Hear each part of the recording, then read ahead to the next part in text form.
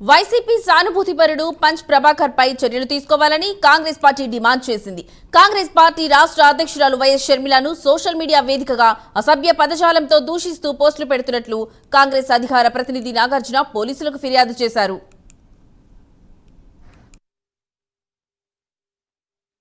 YS Sharma Reddy గారి మీద అనుచిత వ్యాఖ్యలు చేశారు.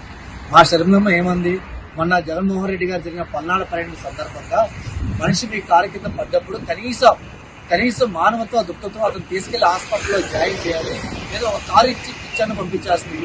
కనీసం ఆ మానవతా దుఃఖం కూడా మీ దగ్గర లోపించిందని మాట్లాడితే దానికి ఎలా స్పందించారో తెలియక వైసీపీ పేటీఎం కుక్కలు పంచి ప్రభాకర్ అనే అతను మా శర్మని అనుచిత వ్యాఖ్యలు చేసి తిట్టడం జరిగింది.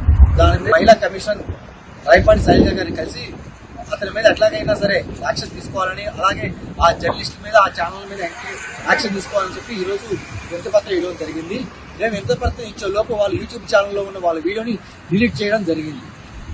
దయచేసి జగన్మోహన్ రెడ్డి గారికి ఒకటే విన్నపం చేస్తున్నాం, మీరు తిడితే మేము తిడతాం, మీకు నోరుంది మాకు నోరుంది, కానీ అది సంస్కారం కాదు.